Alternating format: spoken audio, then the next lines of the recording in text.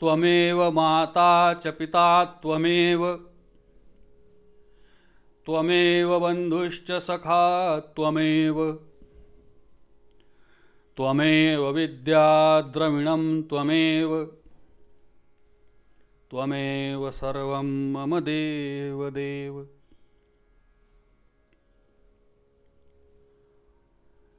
भगवान के नाम की महिमा अपरंपार है। हमारे शास्त्रों में नाम की महिमा जो कुछ कही गई है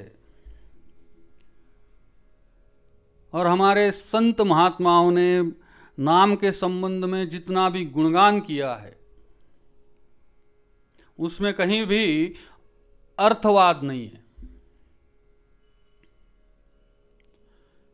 जिस प्रकार से भगवान की महिमा अवर्णनीय है, जिसका वर्णन नहीं किया जा सकता, उसी प्रकार भगवान के नाम की महिमा भी अनिर्वचनीय है, जिसकी महिमा का गुणगान वाणी से नहीं किया जा सकता, वो कहीं नहीं जा सकती।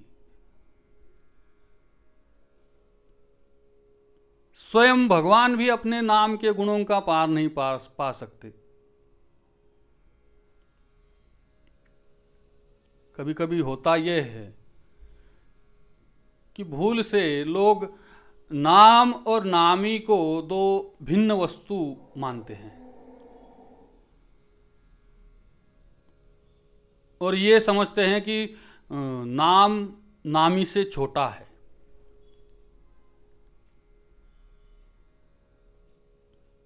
नाम का महात्म्य अपार है, असीम है।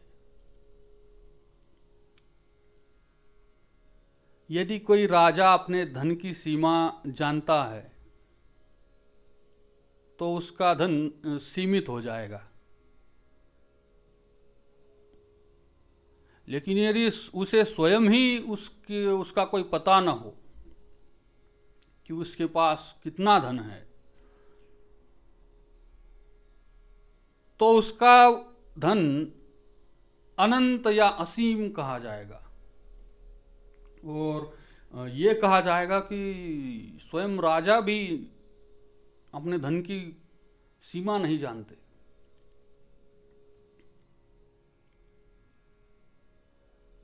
नाम और नामी में छोटे बड़े की बुद्धि नहीं करनी चाहिए। नामी अपने नाम से ही पहचाना जाता है। नाम के बिना नामी की पहचान नहीं हो सकती। हीरा हाथ में है, उसके मूल्य की कल्पना भी है, पर पहचानते नहीं तो हाथ में आया हुआ हीरा भी कांच का टुकड़ा है। घर में पारसमणि होते हुए भी पहचान के बिना मनुष्य दरिद्र बना फिरता रहता है।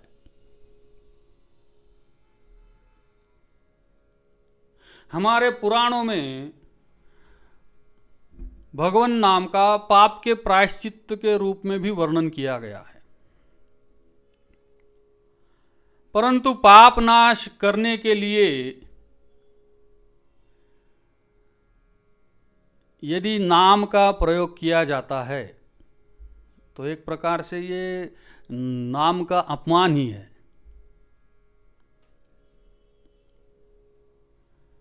मतलब बात ये हुई, जो व्यक्ति बहुत बड़ा कुछ करने में समर्थ है, उससे कुछ छोटा मोटा काम करवाना,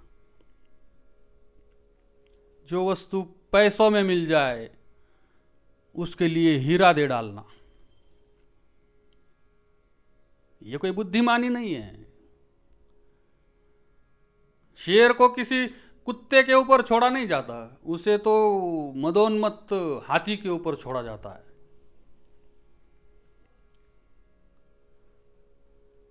जैसे सूर्योदय होने के पूर्व ही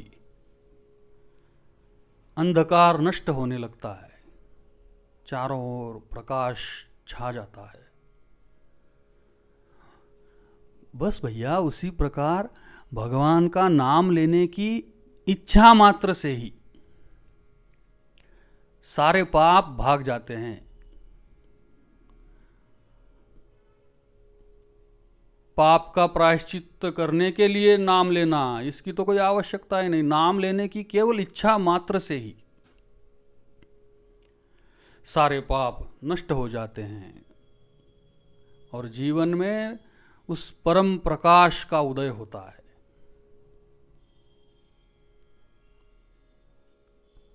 भगवान का नाम हमें भगवान को प्राप्त तो करा ही देता है, किंतु साथ ही उसके परे हमें ले जाता है, जहां है भगवत प्रेम, जिसे पंचम पुरुषार्थ कहा गया है। जहां नाम है वहां भगवान है ही।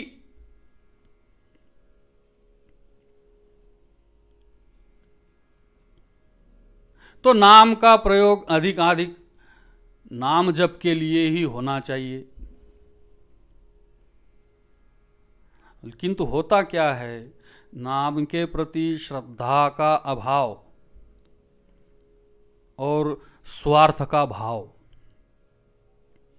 हमें नाम का फल प्राप्त नहीं होने देता। थोड़ा उसके प्रति श्रद्धा रखें और स्वार्थ का भाव न रखें। हम किसी न किसी हमारे स्वार्थ के लिए यदि नाम जपें, कोई कामना की पूर्ति करने के लिए नाम जप करें,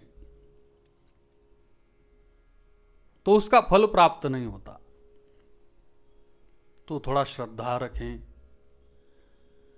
हुआ यह है कि हमारे मन में ये भाव घुसा हुआ है कि नाम की जो इतनी महिमा शास्त्रों ने और हमारे संतों ने कही है, उसमें कोई तथ्य नहीं है। कुछ लोग ऐसा भी सोचते हैं कि उसमें कोई तथ्य नहीं है, ये तो बस हमें केवल भुलावे में डालने के लिए कही गई बातें हैं। मां पार्वती ने एक बार शिवजी से पूछा कि महाराज, आप इतना राम नाम जपते हैं और हमें इसका महात्म्य बताते रहते हैं, किंतु संसार के लोग भी इस नाम को रटते हैं, फिर क्या कारण है कि उनका उद्धार नहीं होता? तो महादेव जी बोले कि उनका राम नाम की महिमा में विश्वास नहीं है।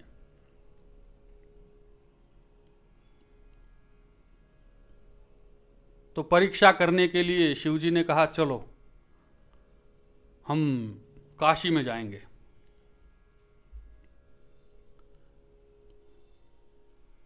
तो वे दोनों काशी में एक घाट पर बैठ गए, जहाँ से लोग गंगा स्नान करके राम राम राम राम जप करते हुए रटते हुए लौट रहे थे। और योजनानुसार महादेव जी ने एक वृद्ध शरीर बनाया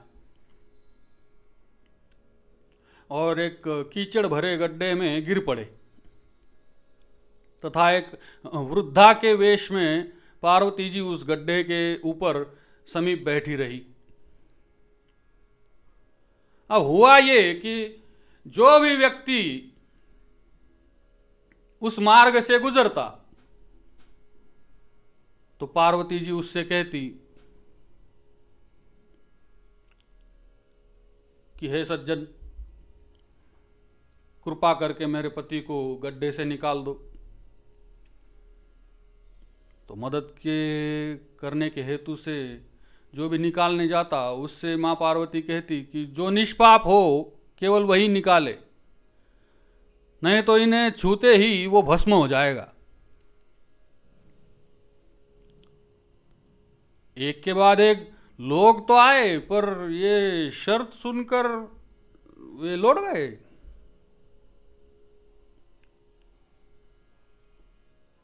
कई लोग आए, कई गए। अब शाम होने को आई, लेकिन ऐसा कोई निष्पाप व्यक्ति नहीं मिला। थोड़ी देर बाद गंगा स्नान करके एक आदमी उधर से आया और राम राम राम राम रटता हुआ वहाँ पर आके पहुँचा। तो माँ पार्वती जी ने उससे भी वही बात कही कि कृपा करके आप इनको बाहर निकालिए। तो वो निकालने के लिए बढ़ा तो पार्वती जी ने वो फिर उस बात को दोहराया कि निष्पाप व्यक्ति होना चाहिए, अन्यथा वो भस्म हो जाएगा। तो इस पर वो व्यक्ति बोला, मैया गंगा स्नान कर चुका हूँ और राम नाम ले रहा हूँ, फिर भी पापी ही हूँ। पाप तो एक बार के नाम स्मरण से छूट जाता है, मैं निष्पाप हूँ। बस ये कहकर वो गड्ढे में कूद पड़ा और उन बूढ़े बाबा को निकाल लाया।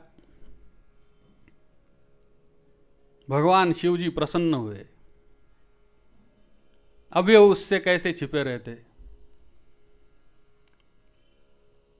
और वह व्यक्ति दर्शन पाकर कृतार्थ हो गया। नहीं तो हम सांसारिक मनुष्य हैं, हम गंगा स्नान करते हैं, राम नाम लेते हैं, परंतु अपने आप को निष्पाप नहीं मानते। उस नाम में और गंगा के स्नान में हमारा पूर्ण विश्वास नहीं है। हम तो यही समझते हैं कि यार मैंने तो बहुत से पाप किए हैं, मैं तो बड़ा पापी हूं। तो मन में ये विश्वास होना चाहिए कि मैं भगवान का नाम ले रहा हूं,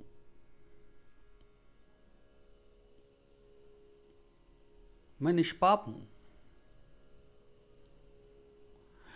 जितनी शक्ति नाम में पाप के नाश की है, उतनी शक्ति किसी महापापी में पाप करने की भी नहीं है।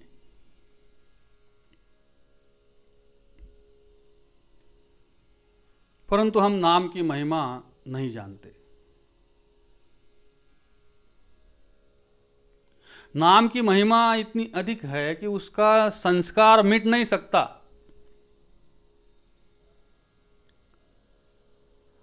भगवान का नाम भगवान की ही भांति चेतन है, वो जड़ नहीं है। और उसकी शक्ति भी अपरंपार है। अवसर पाकर वो फिर पनप उठता है, लहलहा उठता है, हमारे अंतःकरण को प्रकाशमय आनंदमय कर देता है। राम नाम परम गुह्य मंत्र है। हम इसका मूल्य अपने ज्ञान और अपनी दृष्टि के अनुसार ही आंकते हैं।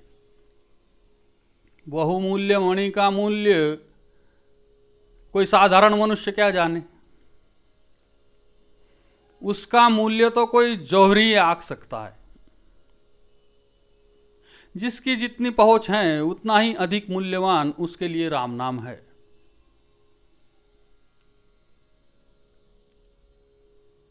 नाम में प्रीति और आनंद बढ़ता है, और जब ये स्थिति हो जाती है फिर तो नाम को मनुष्य छोड़ ही नहीं पाता, उसके प्रति एक आकर्षण उत्पन्न हो जाता है। 3 प्रकार से नाम का प्रयोग किया जा सकता है: जप, स्मरण और कीर्तन। जप करो, नाम जपो। हाँ, नाम जप गुप्त हो, प्रेम पूर्वक हो और निष्काम भाव से हो, तो इस जप की शक्ति अपार है। वो हमारे अंतःकरण को निर्मल कर देता है। दूसरे, स्मरण। स्मरण वो उत्तम है जिसमें चित्त भगवान में ही लगा रहे, एक क्षण के लिए भी इधर उधर हिले ही नहीं, कहीं जाए ही नहीं। तो इसका अभ्यास करो। और तीसरे, कीर्तन वो उत्तम है जो जोर जोर से हो। कीर्तन में कोई ये भाव नहीं होना चाहिए कि लोग मुझे देख रहे हैं, क्या ये मैं ठीक लग रहा हूं। वो तो प्रभु के प्रेम से पूर्ण होता है, वहां प्रभु के अतिरिक्त कोई नहीं होता। मनुष्य को चाहिए कि वो भगवान विष्णु के परम मंगलमय गुणों को सुनता हुआ, उनकी लीलाओं के अनुसार रखे गए नामों का लीन होकर, तन्मय होकर गान करता हुआ संसार में विचरण करे।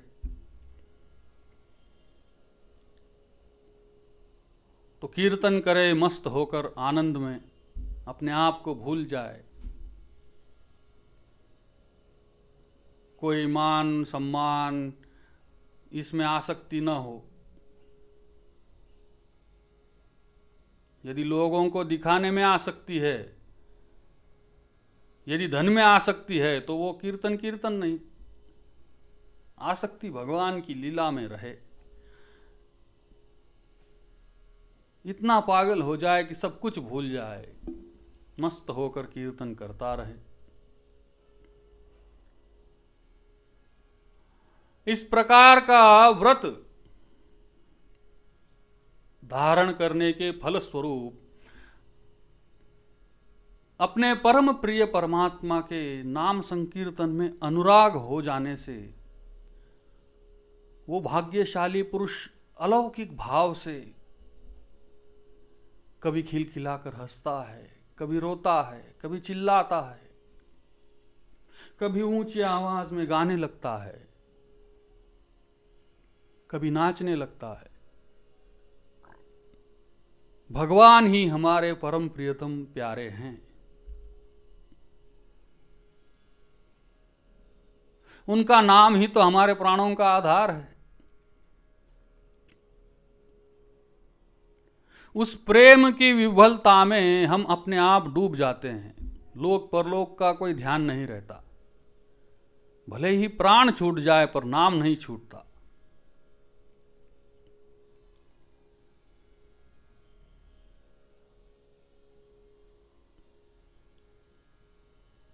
महाराष्ट्र में नाम महिमा को लेकर पूज्य गोंदवलेकर महाराज प्रसिद्ध हुए। समूचे जीवन में उन्होंने केवल नाम साधना का ही आश्रय किया। श्री राम जय राम जय जय राम, श्री राम जय राम जय जय राम।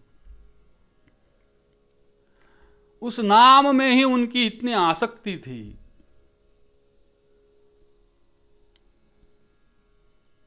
बस भगवान के स्वरूप को देखते रहना, निहारना और नाम जप करते रहना। तो भगवान ही हमारे प्रियतम हैं। यह ज्ञान, उनके अतिरिक्त मुझे और कुछ नहीं चाहिए, यह वैराग्य। और ऐसे इस प्रकार के ज्ञान और वैराग्य को प्राप्त होने पर सच्चा प्रेम प्रादुर्भूत होता है। भगवान के चरणों में ऐसा दृढ़ अनुराग होने पर ज्ञान और वैराग्य उस परम प्रेम में लीन हो जाते हैं। वहां ये ज्ञान वैराग्य दिखते नहीं, केवल प्रेम रह जाता है।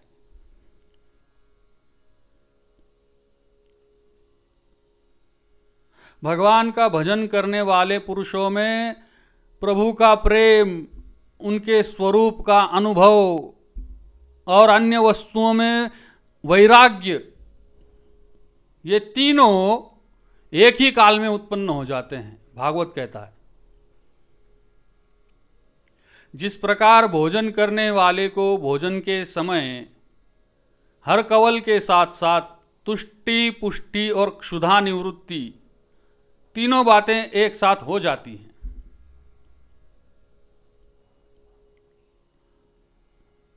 विश्वास होने पर, श्रद्धा होने पर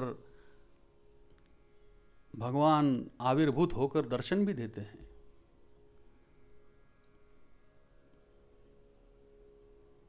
हमारे एकमात्र परम प्रियतम भगवान को ही सर्वत्र देखना और केवल उनके स्मरण में ही मस्त होकर नाच उठना, ये प्रेम की सनातन दिव्य धारा है। जो प्रेम को नापना चाहे वो प्रेम को नहीं जानता।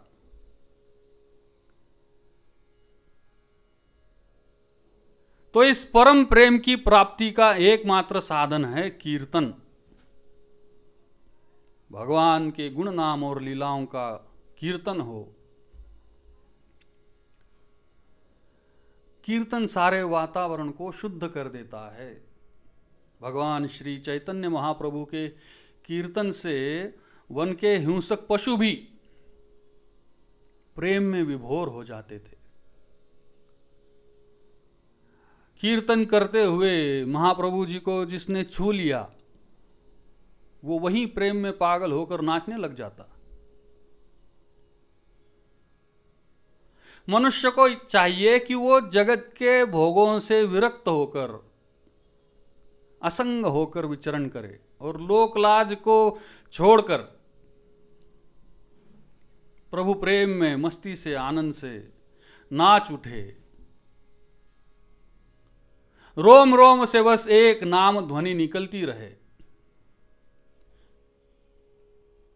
रोम रोम से। एक बार उन गोंदवलेकर महाराज को वे जब बीमार पड़े तो एक बार डॉक्टर साहब उन्हें चेक करने के लिए आए। तो वो स्टेथोस्कोप जैसे ही उन्होंने उनके हृदय की ओर रखा तो वहां से राम नाम की ध्वनि आने लगी। ये होता है प्रेम। तो इस प्रकार रोम रोम से नाम ध्वनि निकलती रहे, इससे आगे और क्या चाहिए।